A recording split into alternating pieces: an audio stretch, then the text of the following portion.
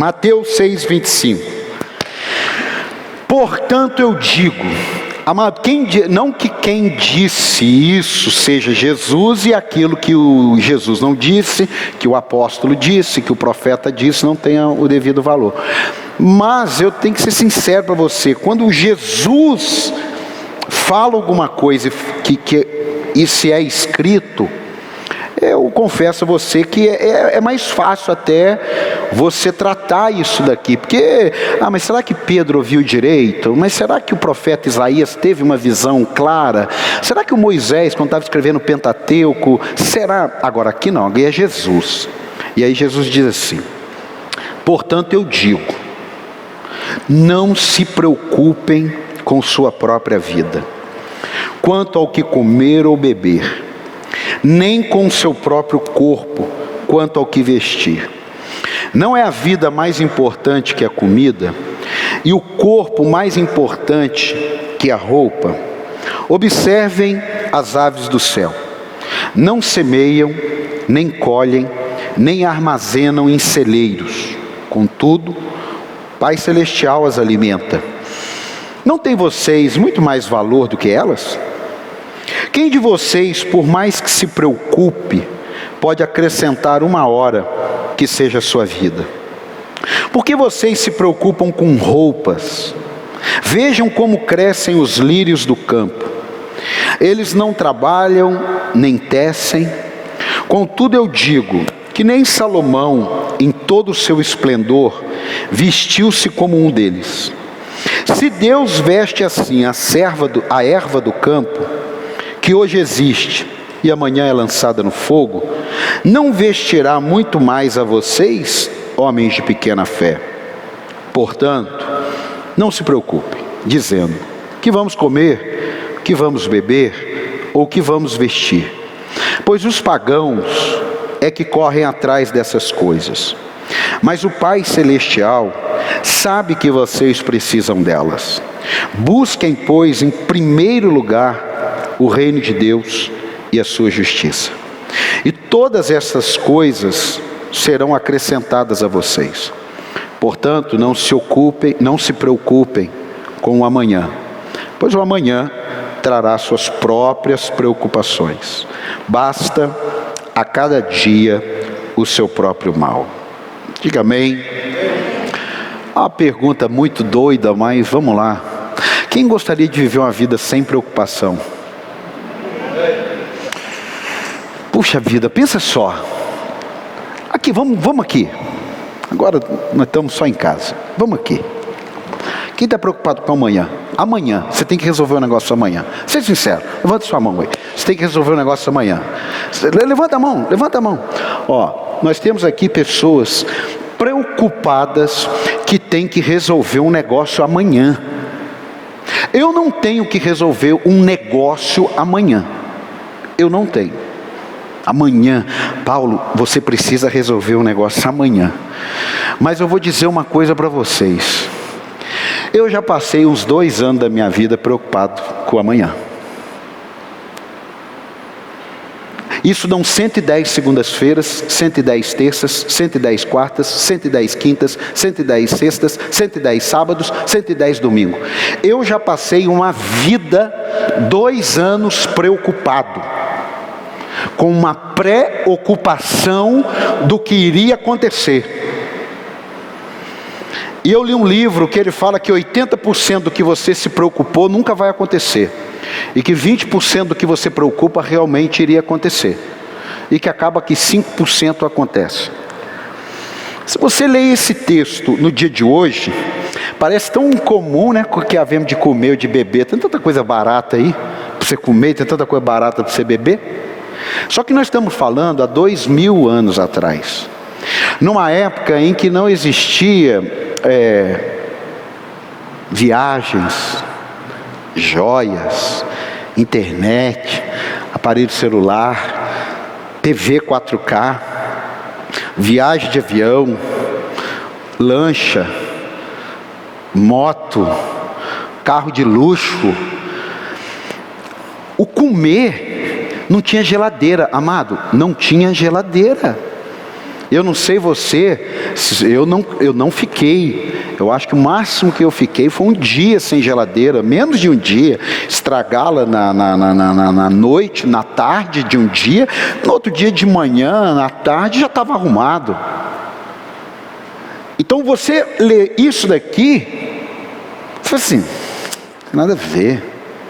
Mas se você contextualizar para o dia de hoje, não há vez com se preocupar com a sua casa própria que você não tem.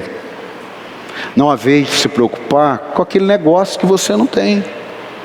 Não há vez de se preocupar com aquele emprego que você não tem. Não há vez de se preocupar com aquele casamento que você não tem. Não há vez de se preocupar com aquele celular que você não tem. Não há vez de se preocupar, isso é para mim, com aquela moto que você não tem. Não há vez de se preocupar com aquela roupa de marca que você não tem. Não há vez de se preocupar com aquela picanha que você não tem. A tradução hoje, Jesus pregando essa mensagem hoje, ele iria dizer isso. Não há vez de se preocupar com o relógio que você não tem. Ele não está falando isso para nós sermos pessoas medíocres. Pessoas que não vão trabalhar, que não vão estudar, que não vão correr atrás, que não vão se formar, que não vão produzir, que não vão enriquecer, que não vão ser intelectuais. Não, Jesus só está dizendo que isso daí é consequência, que Ele vai acrescentar. E eu não estou aqui dizendo isso para você que isso é fácil, porque não é fácil.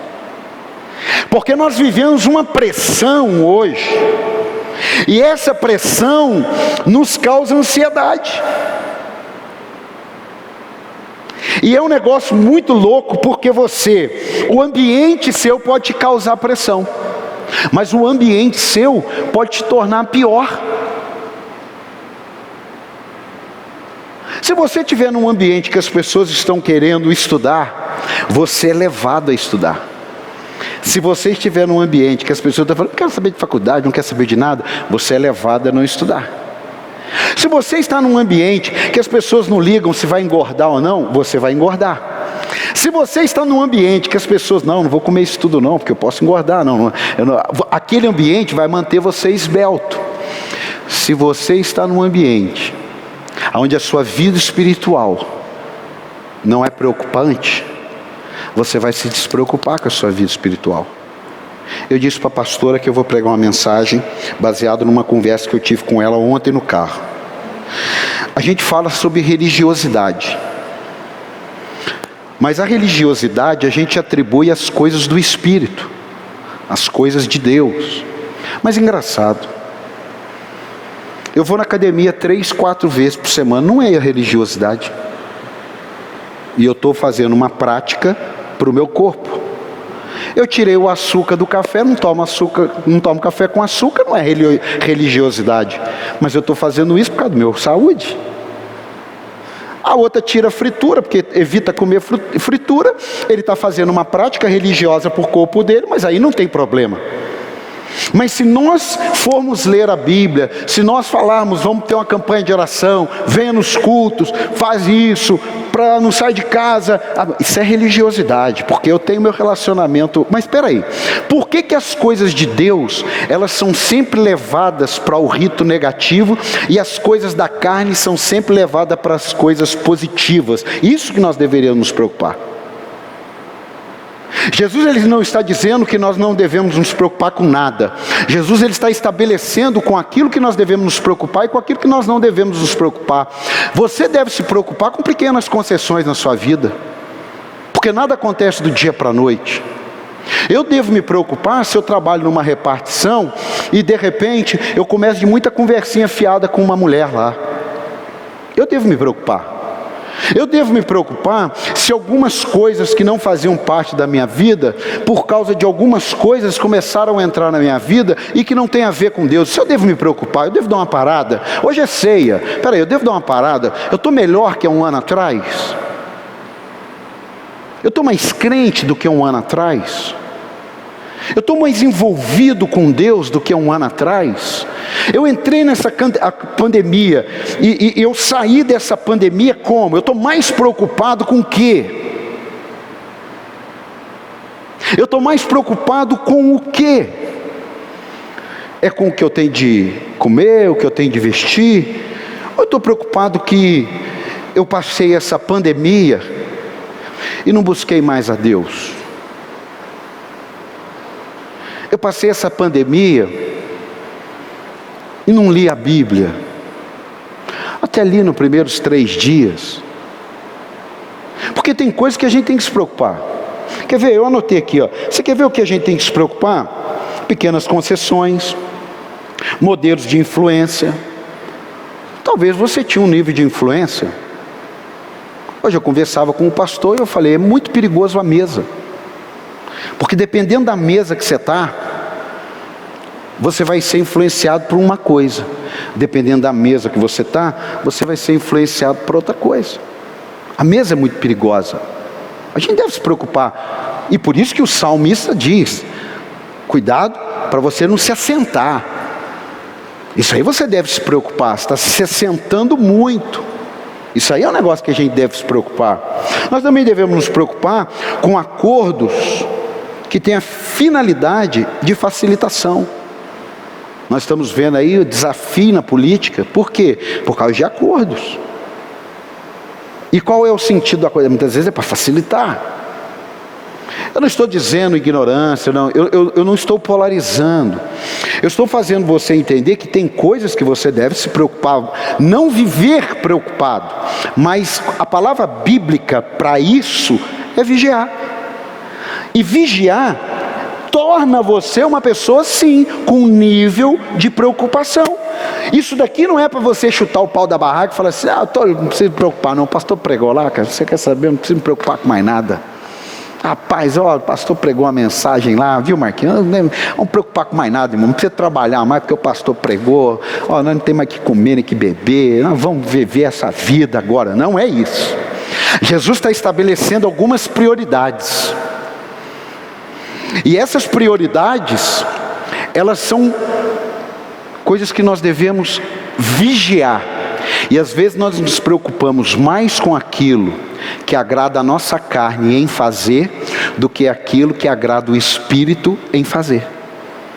Nós estamos mais preocupados em não perdermos alguma coisa que agrada a carne, e estamos muito pouco preocupados em que aquilo que agrada a Deus, agrada o Espírito, e que não é muito confortável, a gente não se preocupe. Não, a gente tem que inverter isso aí. Uma outra coisa, nós temos que nos preocupar com o conhecimento superficial da palavra. Tem muita coisa para se aprender. E hoje nós temos que ter um conceito assim, não é colocar você em nenhuma bolha, mas hoje nos preocupa eu dar um alimento para você e você comer outras coisas. Hoje, se por exemplo, a pastora lá faz o almoço, meus filhos chegam e falam assim, já comemos. Tudo bem. No outro dia a pastora vai e faz a mesa, e meus filhos chegam e falam assim, já comemos. O terceiro dia a pastora faz o almoço, já comemos. Peraí. Você está comendo onde? Sim ou não? Sim ou não? Você está comendo onde? Você está comendo o quê? Você está comendo de quem? E tem muitas ovelhas hoje que de repente elas estão se alimentando, e aqui é a partir assim de um tempo que a gente viveu, e a gente tem que aprender para não ficarmos preocupados. Existem preocupações que a gente vai suprir com o ensino, porque se a gente não ensinar, a gente vai ficar preocupado como que a pessoa vai aprender. Se a gente ensinar, a gente vai descansar. Meus filhos estão aqui e sabem disso. Eu sempre digo para eles, o que me preocupa é o que eu não te ensino. Porque daí se eu não te ensino, aí é duas coisas contribuindo negativamente. O que me descansa é quando eu ensino. Então tem coisas hoje, tem muitos cristãos, eles estão perdidos aí, porque eles estão comendo em vários lugares, várias coisas, e estão com o estômago embrulhado. E aí esse grupo de pessoas nos preocupa. Mas não uma preocupação que a gente fica sem dormir, uma preocupação que você deve ter com esse exemplo que eu dei aqui. Se você vende 100 mil, no outro mês você vendeu 95, você não precisa descabelar, mas no outro mês você vendeu 80, você tem que dar uma parada. É uma preocupação saudável, preventiva, porque a parábola que Jesus contou das 99, o cara 100, todo dia ele ia lá e contava 100, todo dia ele ia lá e contava, todo dia ele ia lá, um dia ele contou 99, falou, opa, tem coisa errada, eu preciso, estou preocupado, segura aqui, eu vou dar uma olhada no que aconteceu, porque todo dia tem 100. Então quando Jesus ele fala, não vos inquieteis, não andeis ansiosos, em primeiro lugar, você precisa ter um discernimento do que tem valor e do que tem preço. Hoje, aqui, uma ceia maravilhosa dessa, a gente precisa afinar, sabe o que? Caráter cristão, caráter, não é reputação, porque reputação você pode pensar o que quiser de mim, eu posso pensar o que eu quiser de você, isso é reputação. Eu olho para o Júnior aqui e eu faço uma reputação na minha cabeça do Júnior, e digo para o Marquinho, uma reputação, uma coisa que eu entendo do Júnior, uma coisa que eu acho do Júnior. Agora caráter é outro nível, é aquilo que realmente acontece, e parece que as pessoas não estão se preocupando com o caráter, não estão se preocupando com o seu modo de vida, não estão se preocupando com a sua vida cristã. E isso aí é um perigo. Por quê? Porque traz um esfriamento espiritual. E quando há um esfriamento espiritual, você já viu o jogo que não é do seu time? Então, por exemplo, está jogando lá, eu estava lá em casa me arrumando, estava jogando São Paulo e Curitiba.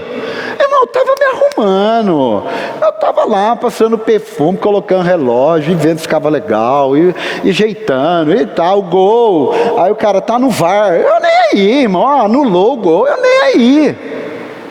Mas a hora que eu pus no radinho o jogo do Flamengo, aí mudou, irmão. Aumenta o som. Por quê?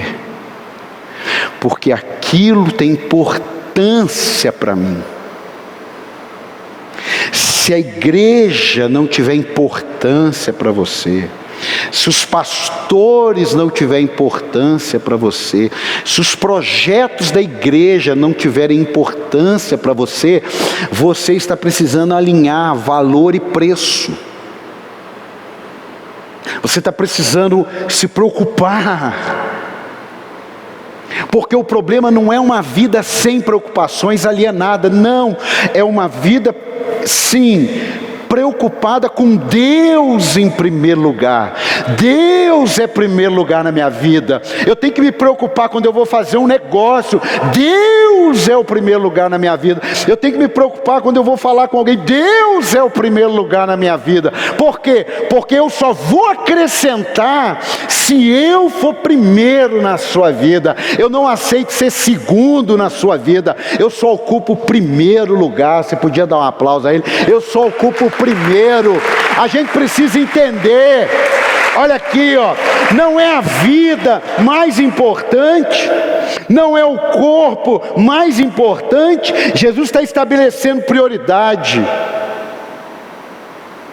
Olha aí a Covid, acabei de ficar sabendo agora, um pastor aí já de idade pegou o Covid. Quantas pessoas chegaram e falaram, doutor, quanto é o remédio? Não tem. Doutor, está faltando ar. Não tem.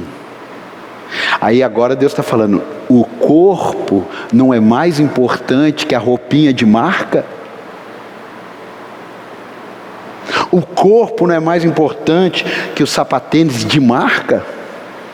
O corpo não é mais importante que o dinheiro quando o corpo vai mal? Bom, não sei se é fé, eu não sei. Uma coisa eu sei, tem alguma coisa de Deus. Agora, se é pela fé, propósito, eu não tomo remédio. E se me der dor de cabeça, eu vou orar. E se não passar, o máximo que eu faço é tomar um café. E se não passar com o café, eu volto para orar. Eu não tomo Dorflex. De 48, eu não tomo, eu posso estar com o corpo moído. Eu falo assim, em nome de Jesus. Ai, porque fico, em nome de Jesus, não tomo remédio. Não fico doente. Resfriadinho, mas também quando vem um resfriadinho leve, eu curto, irmão. Eu fico na cama. Eu sei, eu vou morrer. Amor, fica aqui do meu lado. Aí tem que curtir o resfriado. Faço exame, todo mundo fala, você come muito doce, come muito sal, você come exame. Igual um passarinho. Por quê? É o corpo, irmão. Jesus está falando, ore pela tua saúde, meu amado. Eu já vi uma mulher entregar R$700 de saco de remédio por mês. Uma senhora ganhava R$1.500. Ela entregou no altar de uma campanha que nós fizemos 21 dias de jejum e oração. No último dia ela entregou no altar. Lembra disso em Cruzeiro? Lembra disso? Entregou no altar. Pastor, não toma mais remédio. Coloquei em oração. R$700. Aí Jesus está falando, é o corpo. É isso que nós devemos. E às vezes a gente não trata o corpo como templo do Espírito Santo. É isso que nós devemos preocupar. Você já viu que é pecado glutonaria?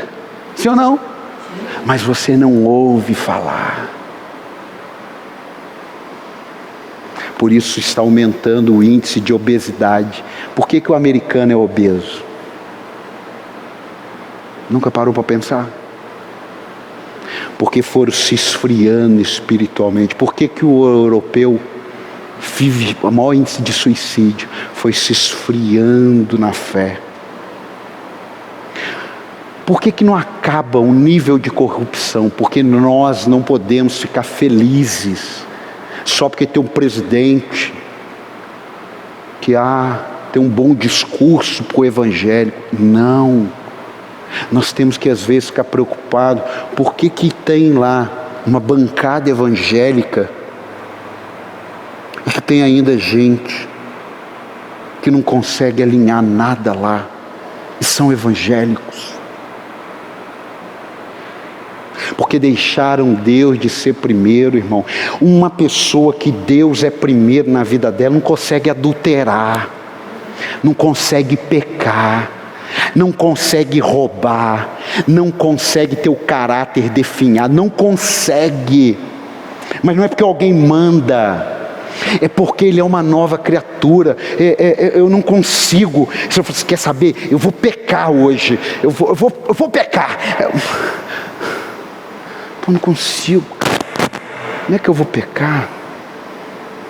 Já sei, eu vou mexer com uma moça na rua. Vou mexer com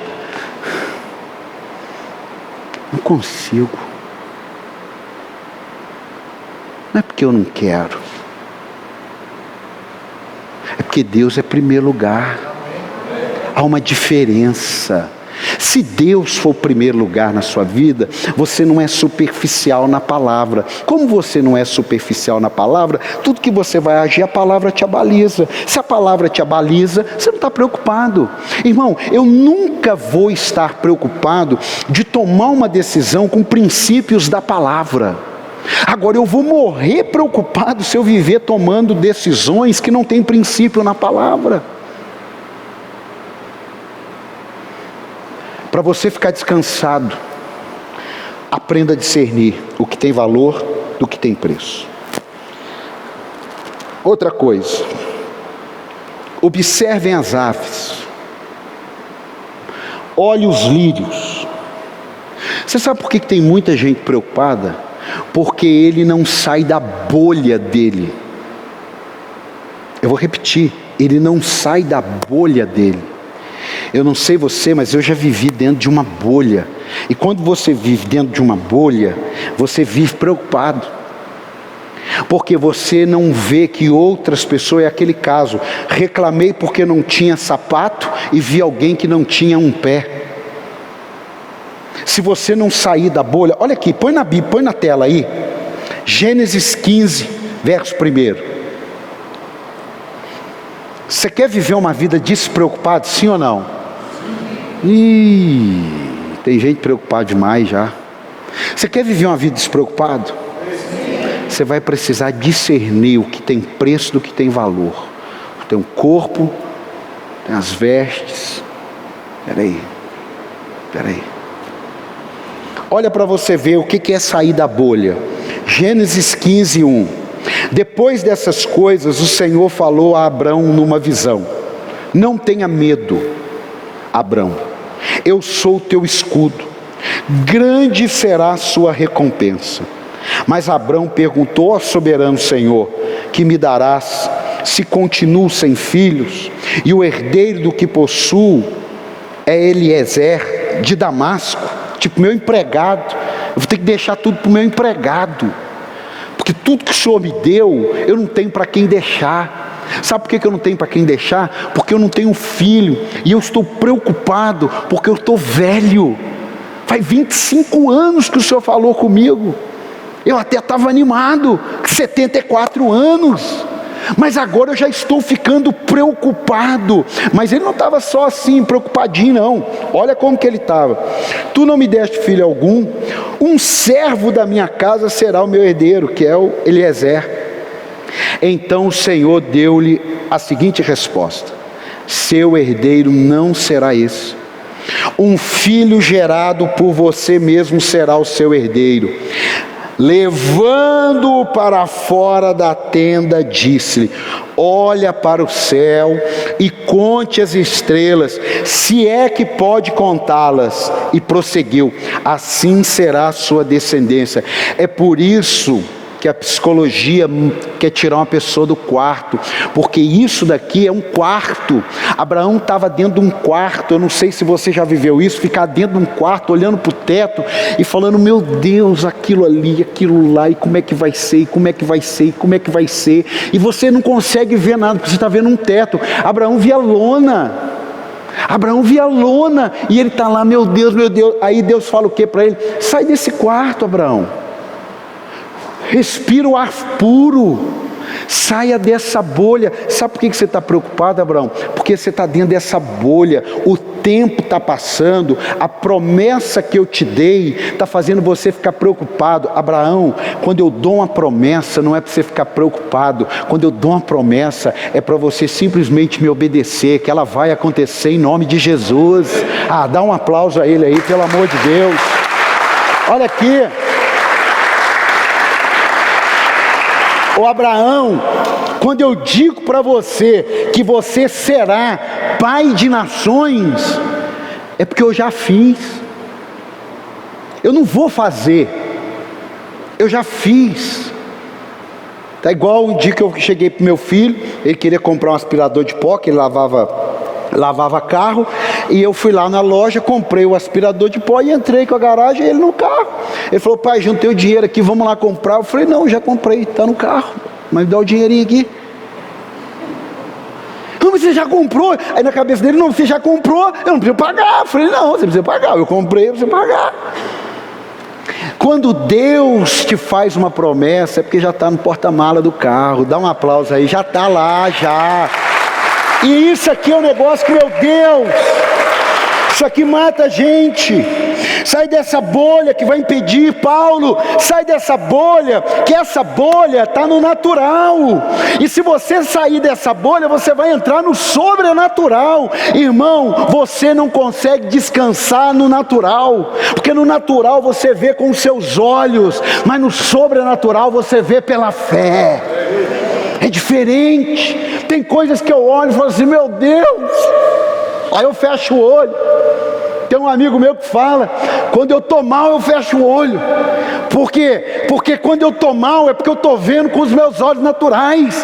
Mas quando eu fecho os meus olhos, eu olho com os olhos da fé. E eu consigo ver a promessa realizada. Eu consigo ver o projeto acontecendo. É pela fé. Talvez você está preocupado porque está com o zoião de coruja. Ei, feche seus olhos hoje, olhe pela fé. Que o Senhor que começou a boa obra, Ele vai completá-la em Cristo Jesus.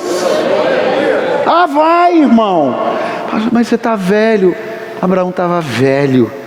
E quando ele estava 99 anos, cara. 90, por que o senhor não fez com 74? O senhor se deixou sofrer nos 25 anos? Não sei. Talvez porque ele foi ajudar a Deus, não sei. Você quer viver uma vida descansada? Eu não estou falando que isso aqui é fácil não, viu, irmão? Isso aqui para mim é uma luta, irmão. Mas é aquele negócio, a gente não prega porque está bom, a gente prega porque a palavra de Deus é que funciona. Entendeu ou não? Entendeu, amado? Tem dia que eu venho pregar aqui, e eu venho pregar porque eu já venci. Tem dia que eu prego coisa que eu acho que eu vou lutar a vida inteira, parece que é um espinho na carne. Isso aqui é um espinho na carne. Eu estava escrevendo esse negócio aqui, eu lembrei do dia que eu cheguei para meu pai e falei, pai, aquele amigo meu tá vendendo quadro de bicicleta. Pô, quem é da antiga, acho que nem vai lembrar, a empresa até faliu. Ele está vendendo o quadro, o garfo e o guidão Búfalo, que era a marca, aquela marca de bicicleta. Ele falou assim, tá tarde, amanhã cedo eu vou lá com você. Irmão, meu pai não podia ter feito isso comigo, irmão. Isso era 7:30 da noite, irmão. Eu sei de uma coisa, eu não dormi aquela noite. Deus me lembrou, eu desmontei a bicicleta inteira, lavei e montei. Aí eu olhei 3 da manhã, falei, meu Deus. Aí desmontei de novo a bicicleta inteira, lavei, olhei 6 da manhã. Eu falei, 7 horas meu pai está de pé, 7:30, aí 8 horas, fui lá. Não dormi aquela noite. Para o meu pai estava tudo certo, para mim não estava. Para o meu pai estava tudo organizado, para mim não estava. Meu amado, abre sua mão, abre. Talvez para você tenha as coisas que não estão certas, mas para pai, que é Deus, está tudo certo. Por isso que ele fala, o choro pode durar uma noite, mas a bicicleta vem pela manhã. Né? A bicicleta vem pela manhã, pode ficar sossegado. Se Deus falou que a bicicleta vem pela manhã, ela vem pela manhã. Às vezes Ele não fala qual manhã, né, meu pai? Mas eu não quero viver preocupado. Pastor, o senhor vive preocupado? Tem hora que eu vivo preocupado. Isso aí você te alivia a alma. Tem hora que eu vivo preocupado. Meu Deus do céu. Mas eu estou melhorando. Um dia que vai ficar marcado na minha vida de preocupação. 15 de março de 2020. 15 de março de 2020.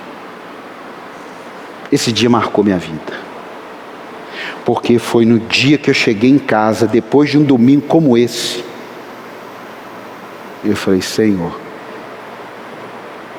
fecharam a igreja. Se o povo indo na igreja, ele já está com um pouco de dificuldade, como que nós vamos fazer? Porque a igreja está sempre fazendo. Eu não conheço igreja que tem dinheiro guardado, não conheço. Tem dinheiro guardado? Não tem. Então, melhorou um pouquinho, eu estou fazendo alguma coisa. E quando dá pau? Não, dá pau, explode tudo. Eu falei, meu Deus do céu. Eu fui para esse texto e fiz uma oração. Eu falei, Senhor, pela primeira vez na vida de ministério, eu vou te falar do jeito que eu falei com Deus. Eu falei, eu quero que se exploda tudo. Se o povo ofertar, eu pago conta. Se o povo não ofertar, eu não vou pagar conta.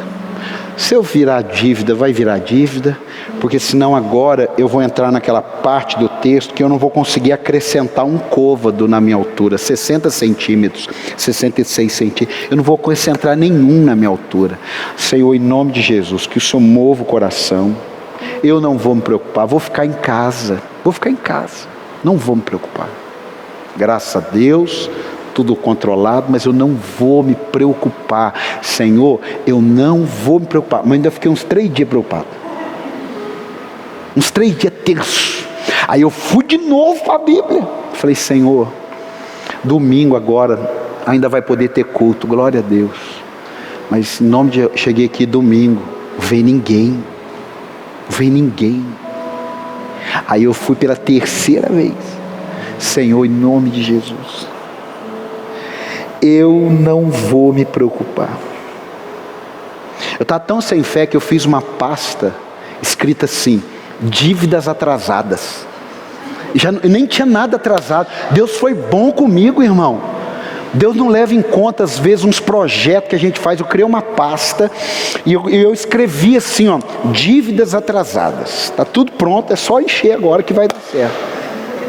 Está tudo certinho, está organizada a contabilidade.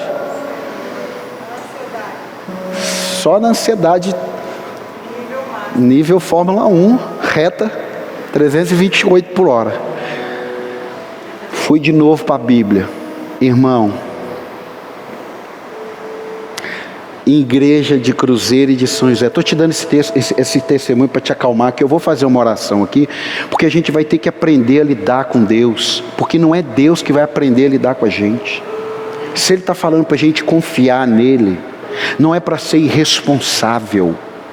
Você precisa fazer uma prova na faculdade, você vai ter que estudar.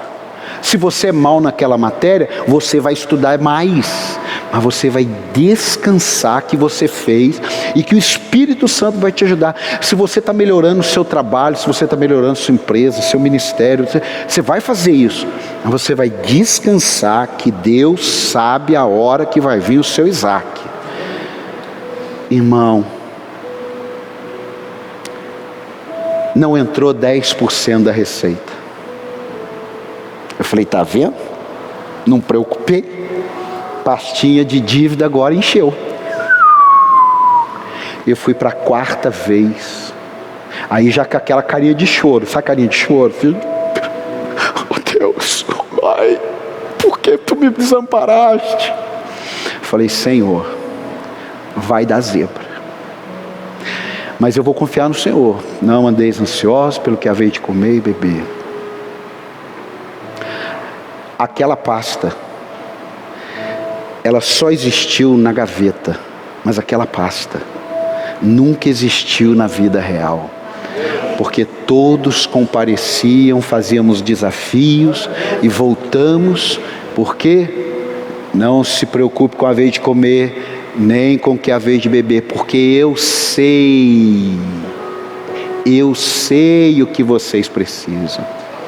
E nós passamos essa pandemia como poucos passaram, e a nossa despesa não é barata não, como poucos passaram, sem entrar no vermelho.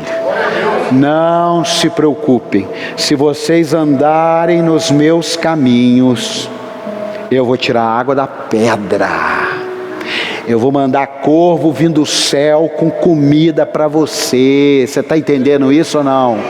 Eu vou abrir uma porta onde não tem nem muro. Eu vou construir um muro para abrir uma porta para você entrar. Por quê? Porque eu sei do que vocês precisam. Descanse, descanse, descanse. Fala para quem está do teu lado, descansa. Fala assim, descansa, cara. Descansa. Fala, tudo vai dar certo. Fala tudo, ó, vira para trás aí, fala para quem está atrás aí, tudo vai dar certo. Caminhando para o final aqui, ó. 2 Reis, capítulo 6, versículo 15, coloca aí. 2 Reis, capítulo 6, versículo 15. Porque o que descansa a gente é a palavra, irmão. não é frasezinha de efeito, não, é que descansa a gente é na palavra.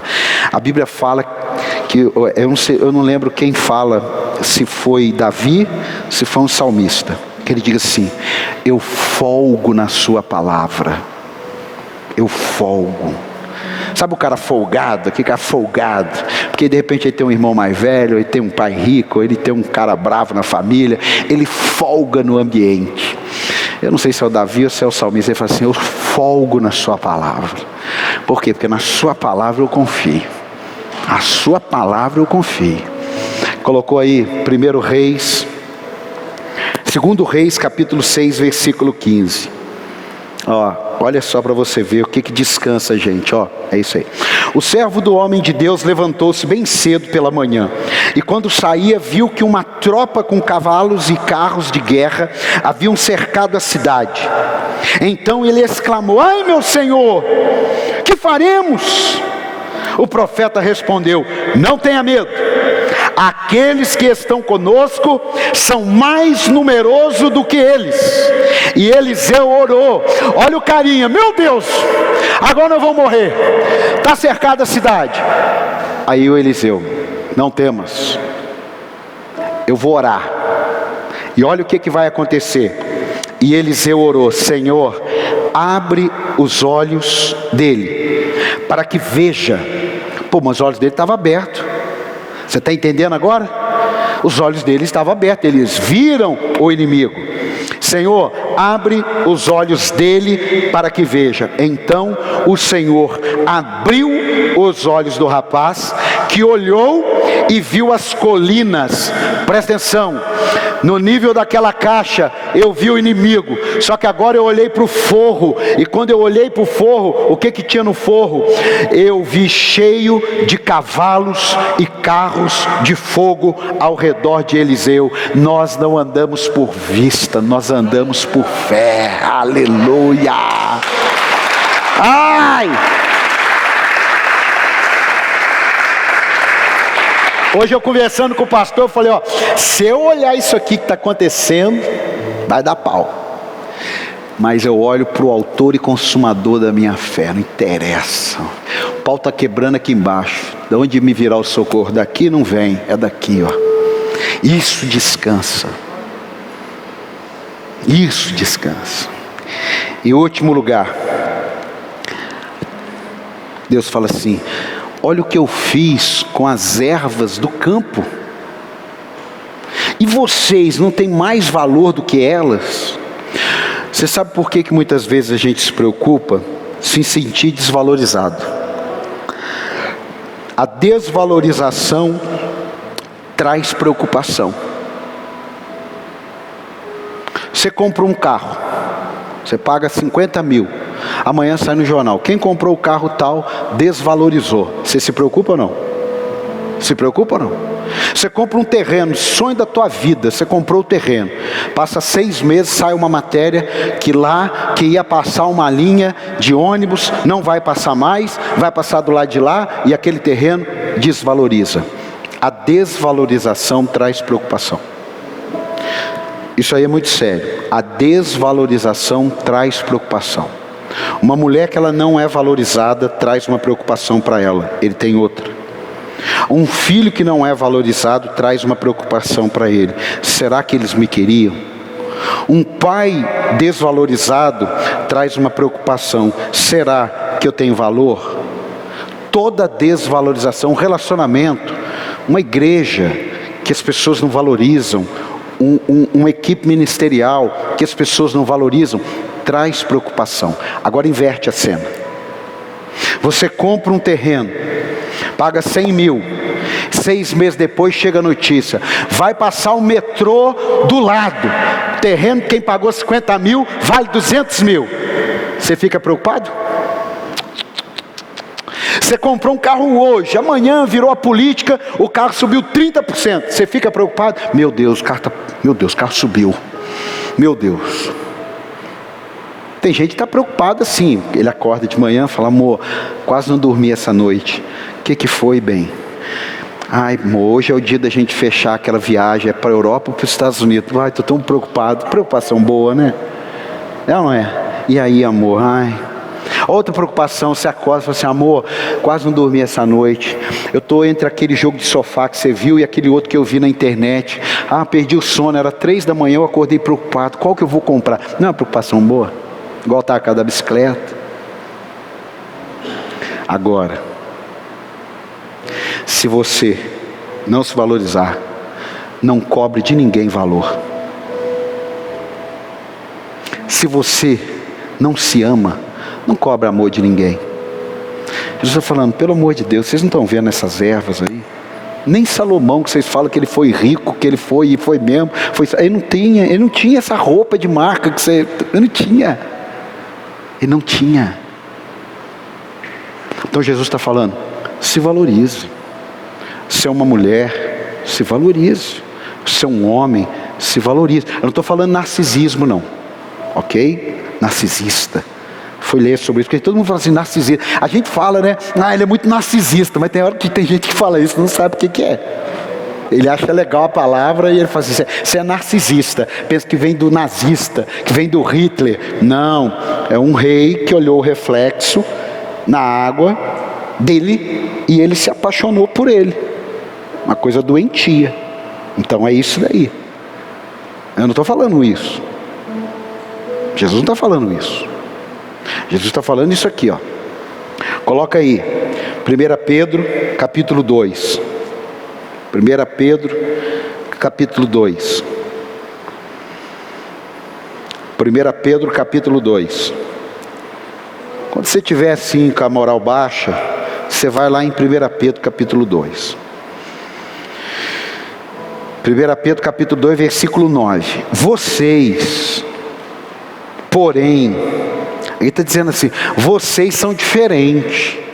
Vocês que servem a Deus, não interessa sua classe econômica, sua classe, não interessa. Vocês que servem a Deus, vocês, porém, são geração eleita. Amado, o que é uma eleição? São pessoas que decidem votar para eleger alguém.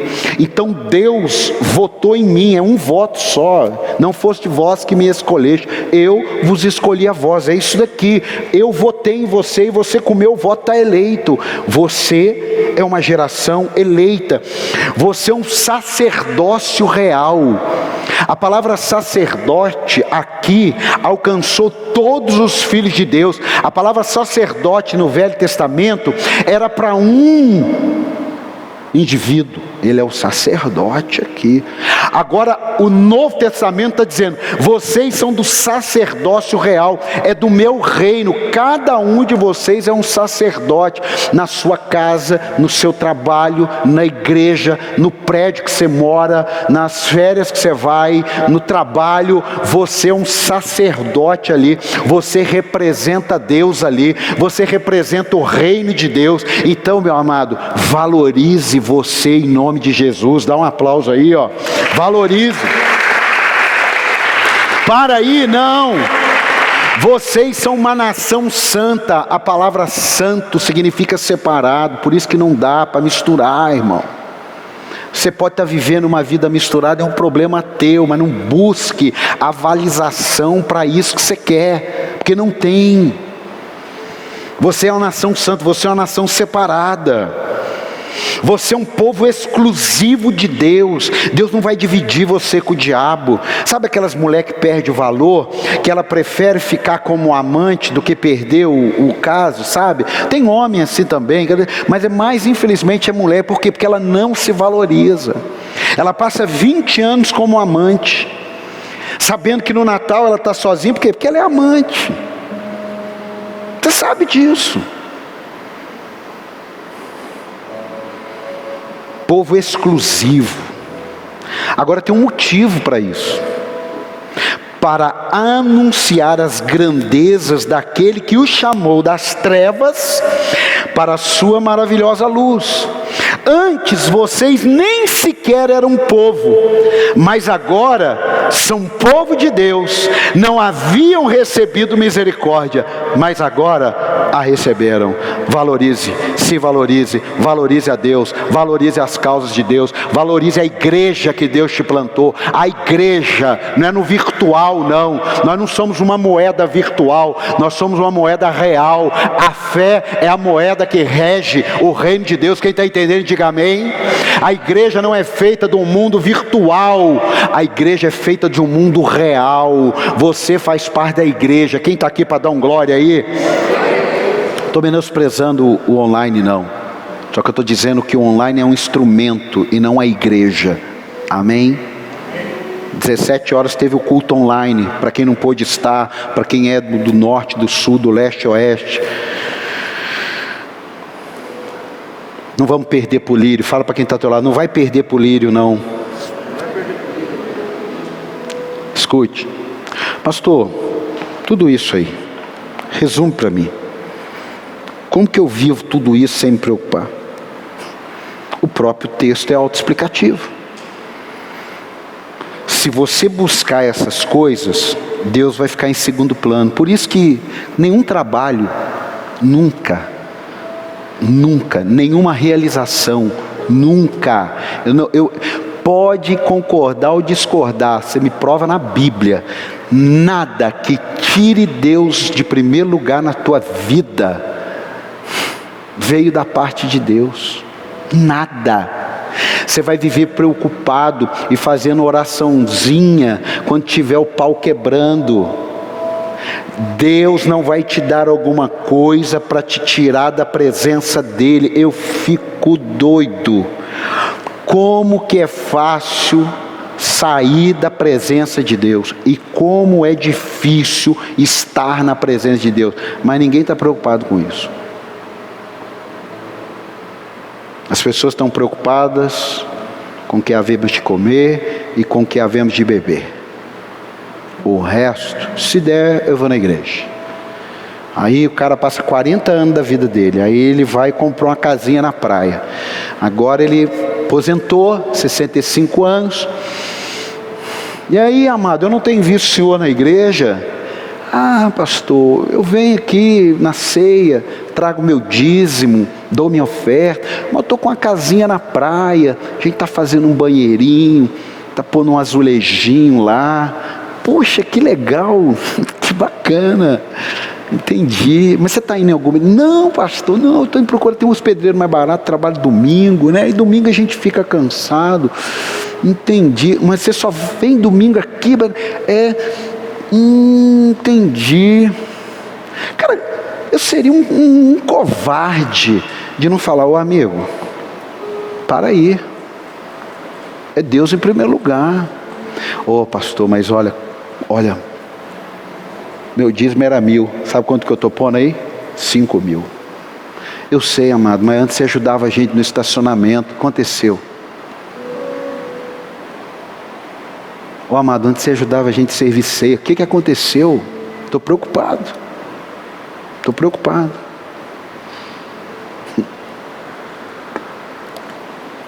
Hoje é ceia, até babei. Coloque Deus em primeiro lugar. Deus não vai te pedir nunca um horário que não é teu. Deus não vai te pedir nunca um horário que não é teu. Mas Ele não abre mão de onde Ele se encaixa no horário que é teu. Você trabalha domingo de 10 da noite, mudou o projeto, agora você está às 4 da tarde. Ok, ó. Você vai sair do trabalho? Não é isso que Deus está dizendo. Não. Mas o que você está fazendo enquanto você trabalha nesse turno? Tem muitas pessoas da igreja, na pandemia, conseguiram sair da igreja, já estava fora da igreja, né? Porque não estava vindo, porque não tinha culto. Eles conseguiram sair da igreja. E uns conseguiram até brigar, mas não é aqui não, aqui também. Mas as igrejas, pastor Paulo, teve gente que brigou com a gente, sem a igreja estar aberta. Eu falei, não, fica em paz, que aqui também aconteceu. Paulo teve gente que saiu da igreja, que estava há 15 anos na igreja, na pandemia, conheceu o ministério pelo online, através de uma mensagem, saiu da igreja. Falei, bom, isso aí não aconteceu com a gente ainda, porque a gente tem 6 anos só, mas... Em tempos de pressão, somos levados a nos envolver por aquilo que tira Deus do primeiro lugar. Qualquer coisa que atrapalhe a ordem, Deus, família e trabalho, fique preocupado. Deus, família e trabalho.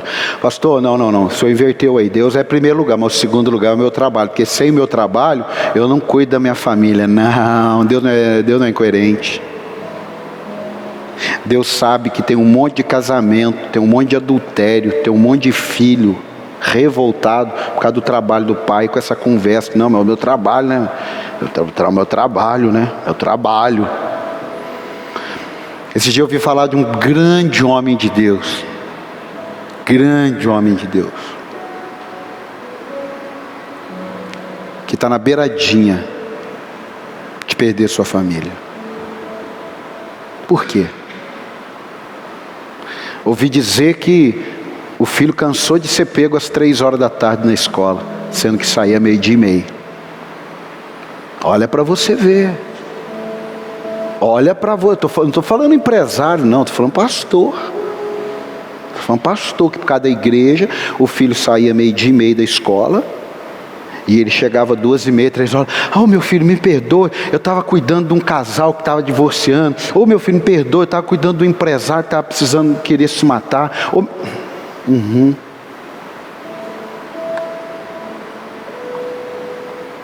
Deus, família, trabalho. Diga Deus, família, trabalho. Aqui, ó.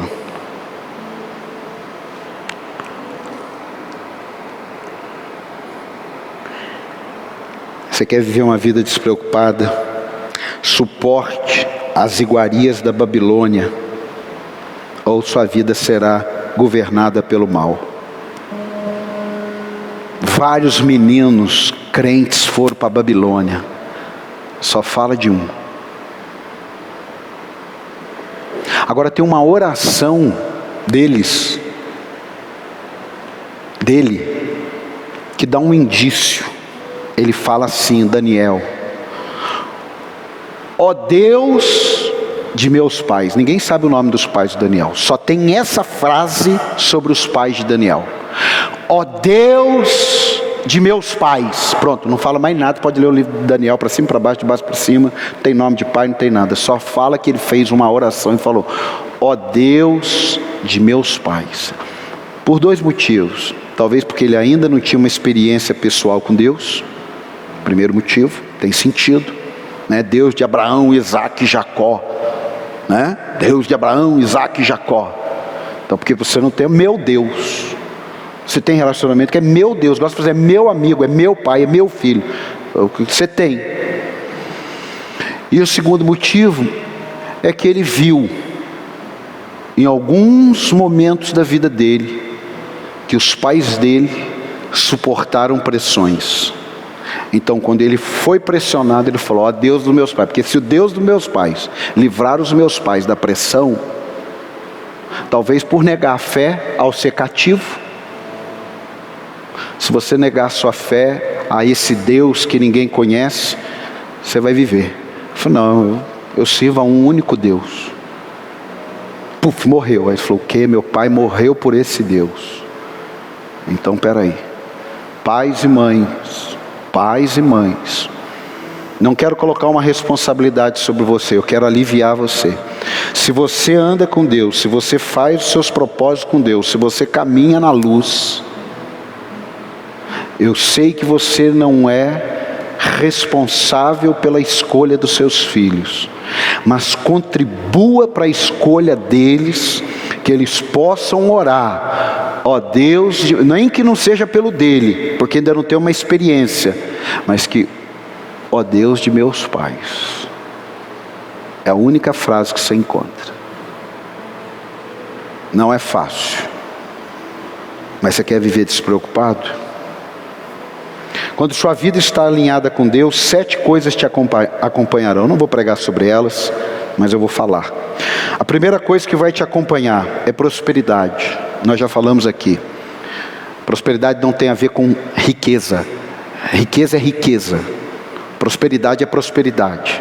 Você pode não ser próspero e ser rico, mas você não consegue ser próspero e não ter prosperidade.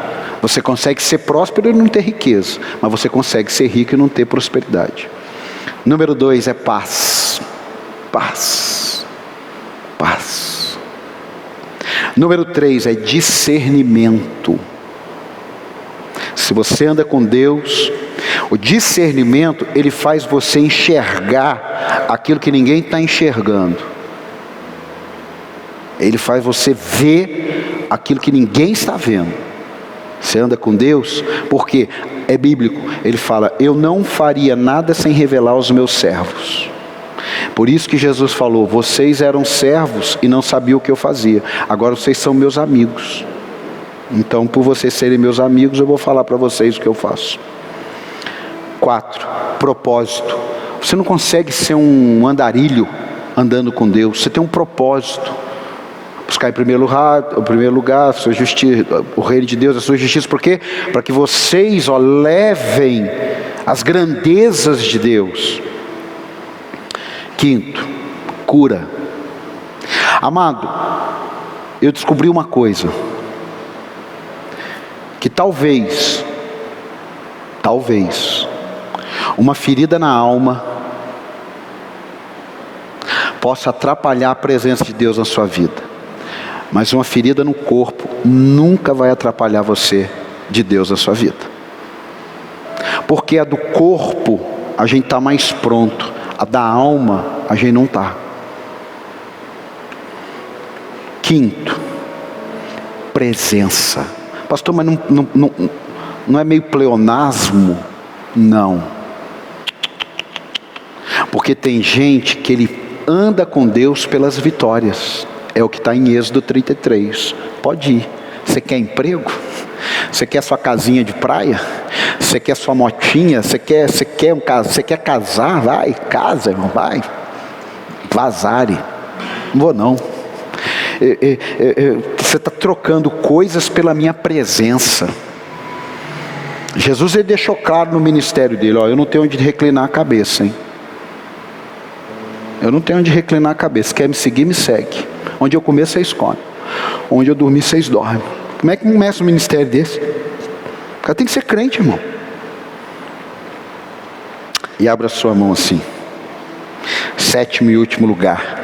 Se você anda com Deus, pode descansar, que você vai receber vitórias sobre os seus adversários. Dá um aplauso a ele aí.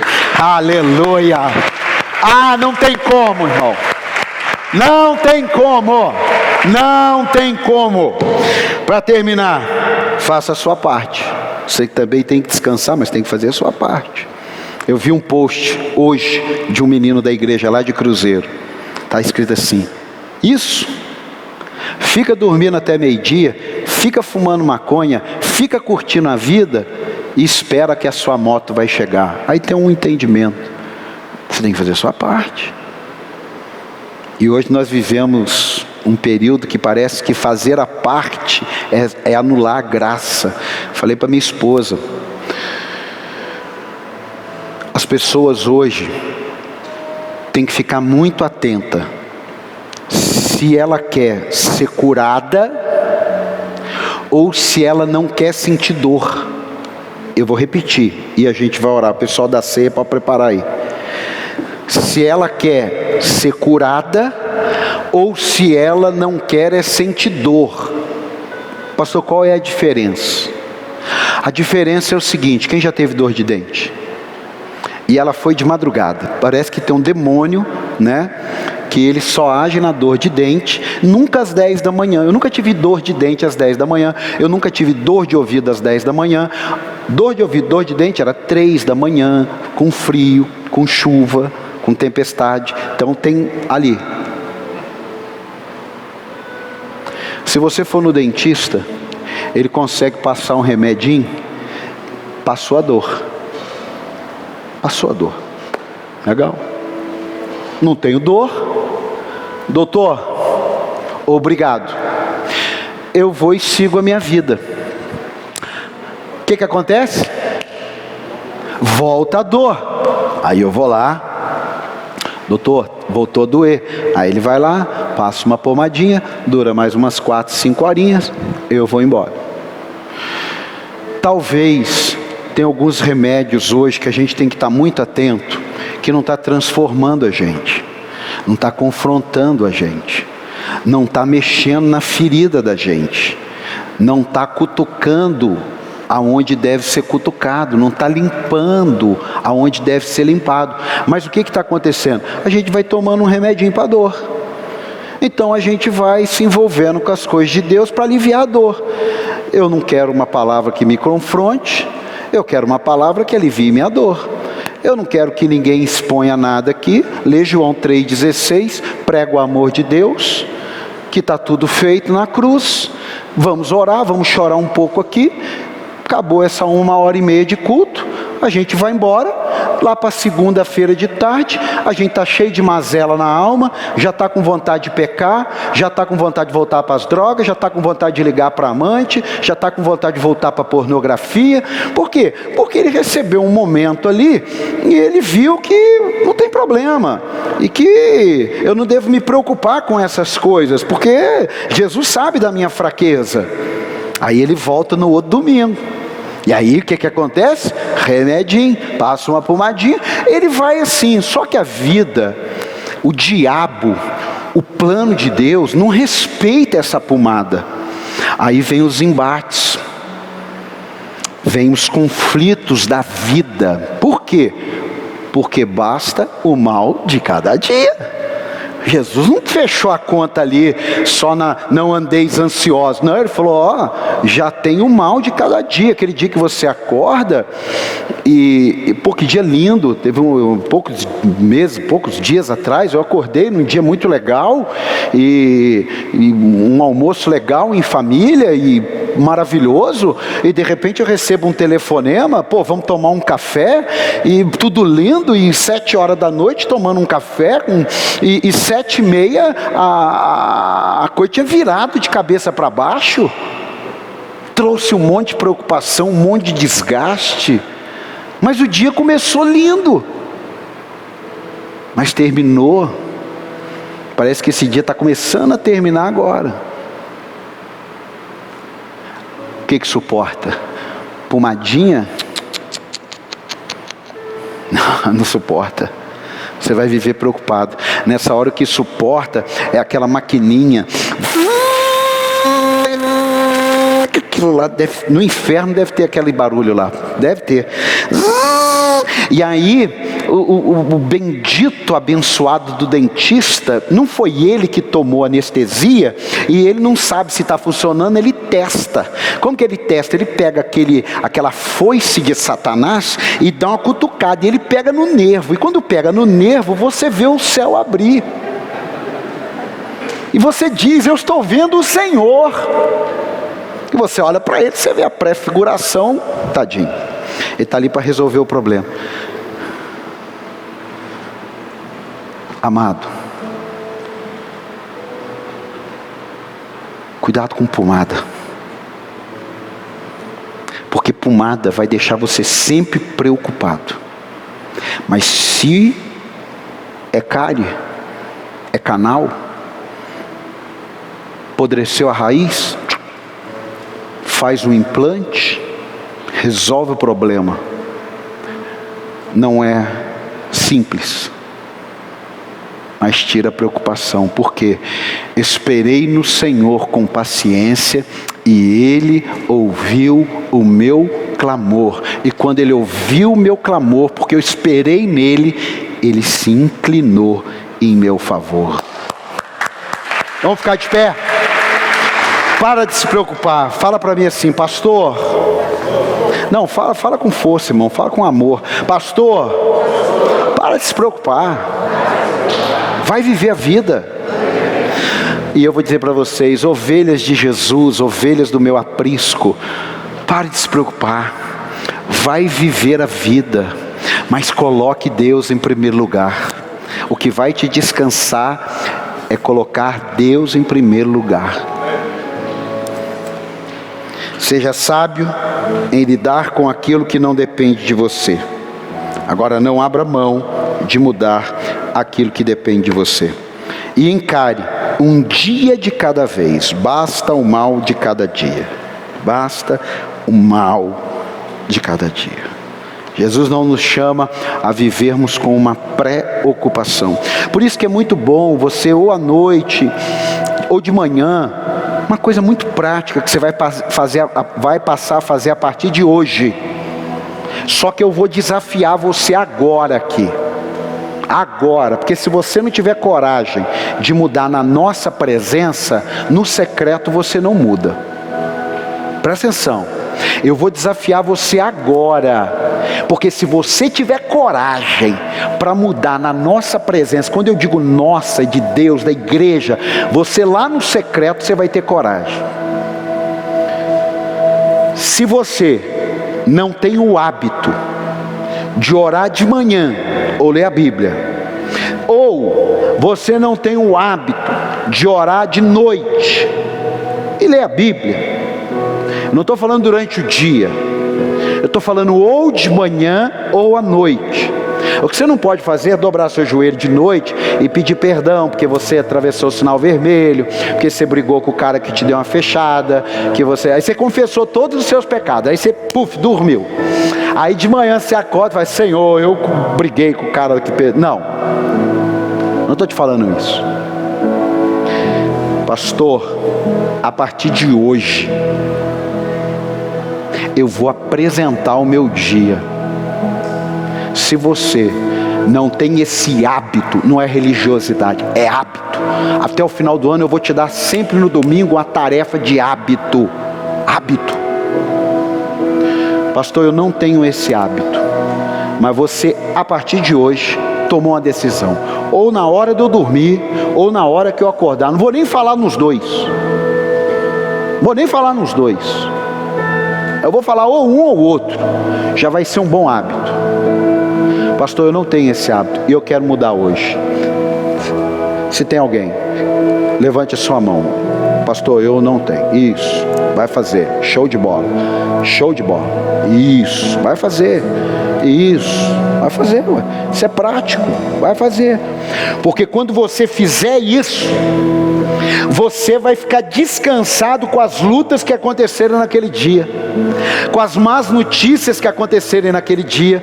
Por quê? Porque lançando sobre ele toda a sua ansiedade daquele dia, você sabe, meu Deus, recebi uma péssima notícia. Calma, porque eu orei, eu apresentei, Deus está no controle. Você viu a diferença? Eu orei, eu descansei, aconteceu a bronca, Deus está no controle. Quem está entendendo? Feche os seus olhos. Pai, no nome do Senhor Jesus, esses que levantaram a mão, eu não tenho dúvida, nunca mais a vida deles será a mesma, porque isso é bíblico. Nunca mais a vida deles será o mesmo nível de hoje. Haverá uma crescente, haverá um romper da aurora. É de glória em glória, é de dia em dia, é de fase em fase. Nós vamos crescendo e vamos nos aperfeiçoando em nome de Jesus. Amém. Segundo desafio. Você não tem o hábito de orar pelo seu alimento. Eu não estou falando você, me perdoe, porque tem casos que a gente já ouviu. A pessoa pega uma bala, ela abre uma bala e fala, Senhor, obrigado por esta bala. Por exemplo, eu chupo 10 balas tranquilo, mas obrigado, Senhor, por essa bala. Não é isso. Mas você vai tomar o seu café da manhã na empresa, você vai curvar sua cabeça, fazer sua oração silenciosa. Obrigado, Deus, por essa mesa farta, por esse alimento. Obrigado, Deus. Eu descanso porque o Senhor cuida da minha comida. Amém. Você vai ver alguém olhando para você.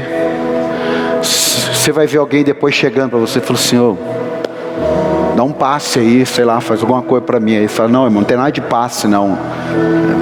Você vai ver, na sua casa, na hora do almoço, você chegou lá. Isso não é religiosidade não, Deus revelou esse negócio. Isso não é religiosidade não. Satanás é mentiroso, ele fica colocando hábitos como religiosidade, mas deixa a gente todo dia para academia, comer só coisa que é leve. Aí isso aí não tem problema, ele não fala nada. Você é religioso, hein? Ele só fala quando é as coisas de Deus. Seu almoço, a sua janta. Você está na pizzaria, o cara colocou o primeiro pedaço, tal. Você não precisa fazer aquele negócio, me dá a mão, vamos orar. Não, eu também já acho um pouco, eu estou falando por mim aqui, eu já acho muito, tem coisa que muita coisa e pouca coisa eu fico preocupado. Aquela coisa assim, tal, ser sozinho, obrigado Deus, tal. Se você estiver na roda de crente, você faz assim, obrigado Senhor pelo alimento, perdoa aqueles que não oraram. Aí, né? Perdoa aqueles que estão mais famintos. Em nome de Jesus. É prático aqui. Nós já aprendemos o desafio do corpo.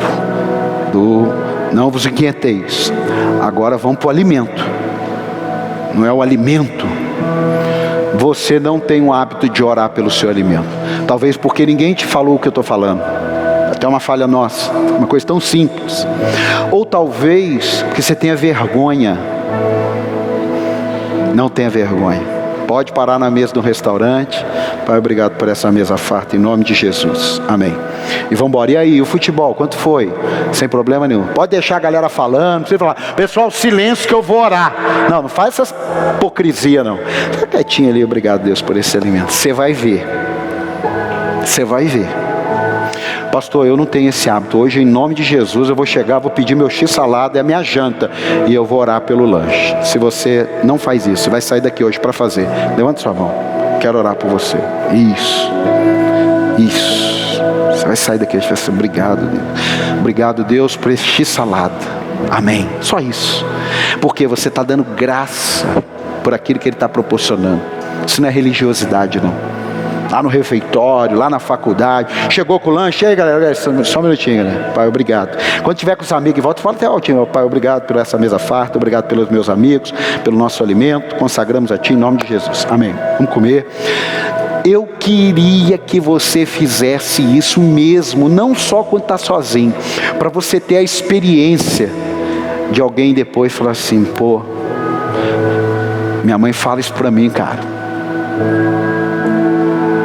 Isso não vai ter preço para você, isso vai marcar a tua vida. Você é aquele manco, porque aqui dali está mostrando que você tem um relacionamento. Não.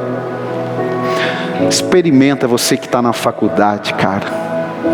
Não faz em todas as provas não. Pega a pior daquele dia, que todo mundo estiver preocupado. Professora, nós estamos muito preocupados com a prova. Está até chorando ali, ó. E estudou, professor. Posso orar? Meu amado, em nome de Jesus, você vai ser o líder de classe daquela sala lá, porque vai vir uma unção de poder, de autoridade sobre você, que por onde você passar, o nego vai te oferecer lanche, o nego vai te oferecer presente. Por quê? Porque é uma autoridade, cara. Eu falo isso até me emociono, porque eu sei que Deus quer isso. Deus não quer todo mundo pastor, irmão. Deus não quer todo mundo, não. Deus quer todo mundo aonde todo mundo está. E lá, você anunciar as grandezas dele. Você está entendendo isso ou não? Você está entendendo isso ou não? Amém?